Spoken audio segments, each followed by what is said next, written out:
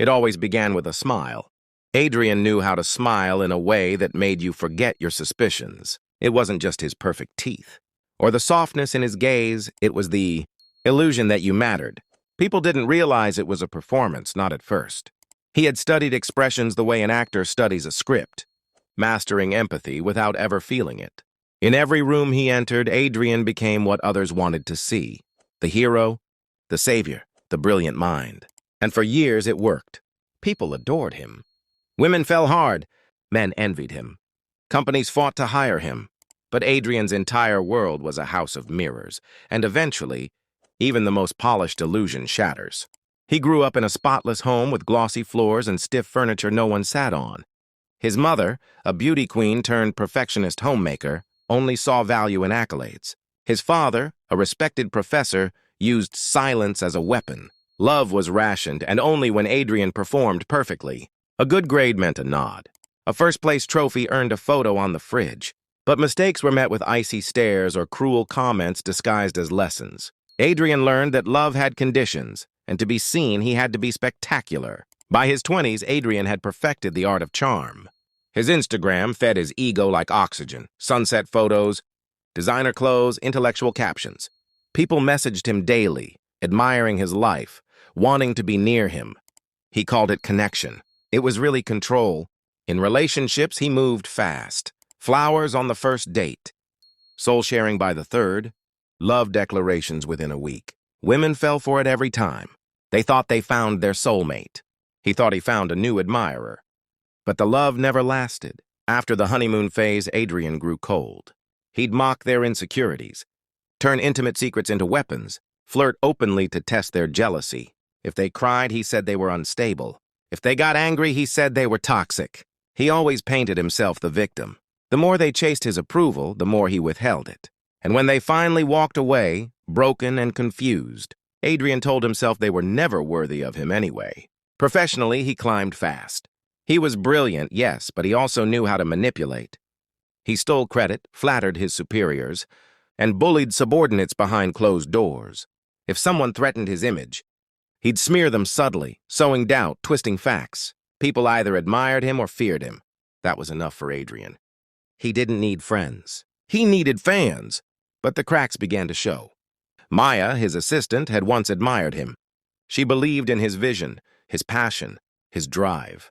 But over time, she noticed the lies, the fake stories in meetings, the cruel comments masked as jokes, the way he mirrored people's dreams just to control them. She began journaling every manipulation, every time he made her doubt herself. One morning, she packed her things and left. On her desk, she left a sealed envelope, a resignation letter and a detailed report for HR. Adrian read it, smirked, and tossed it in the shredder. He told himself she was just another bitter woman who couldn't handle greatness. Then came Elise. 2 years after their breakup, she posted an article that went viral. I survived a narcissist's love. It was raw, vulnerable, terrifyingly accurate. She didn't name him, but people recognized the details. The love bombing, the gaslighting, the emotional starvation. Adrian went into damage control. He made cryptic posts about betrayal. He played the victim again. Some believed him. Most didn't. Adrian's followers dropped. Clients canceled meetings. Even his parents, once his biggest fans, stopped returning his calls. In their last conversation, his father said, "You've become a stranger." Adrian laughed it off, but deep down, a strange sensation crept in, something he hadn't felt since childhood. Emptiness. Still, he found another woman. Lila was different, gentle, introspective, a therapist in training. Adrian studied her carefully.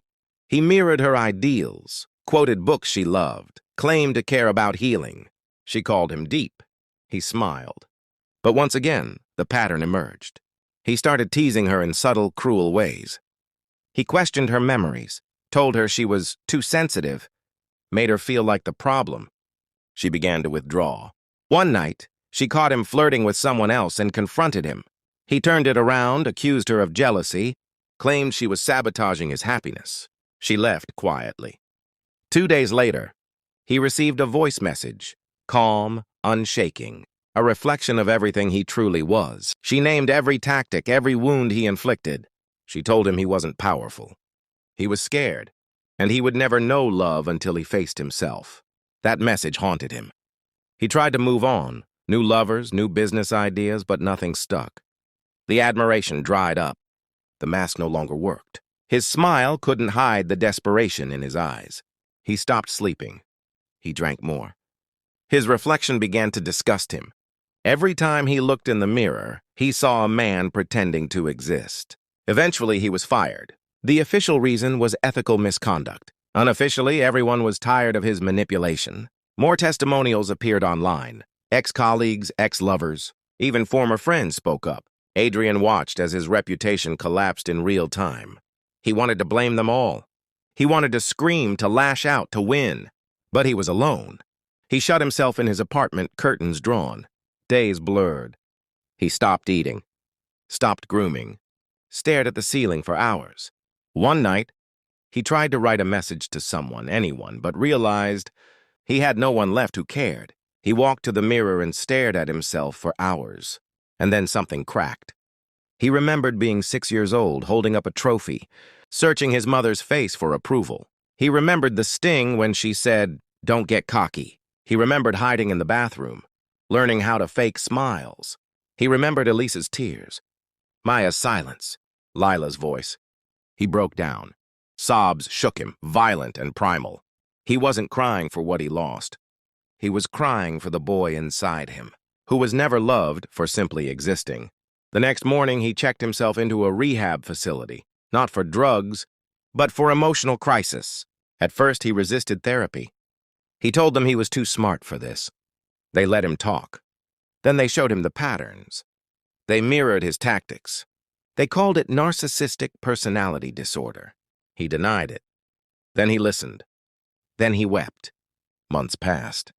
He wrote letters to the people he hurt, not to get them back, but to acknowledge the damage. Some responded. Some didn't. He worked at the center, cleaning floors, serving meals. It humbled him.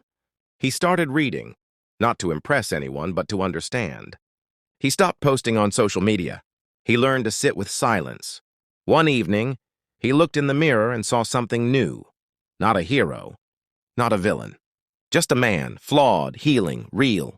He smiled, not the practiced kind, a quiet, tired, honest smile. And for the first time in his life, it wasn't for anyone else.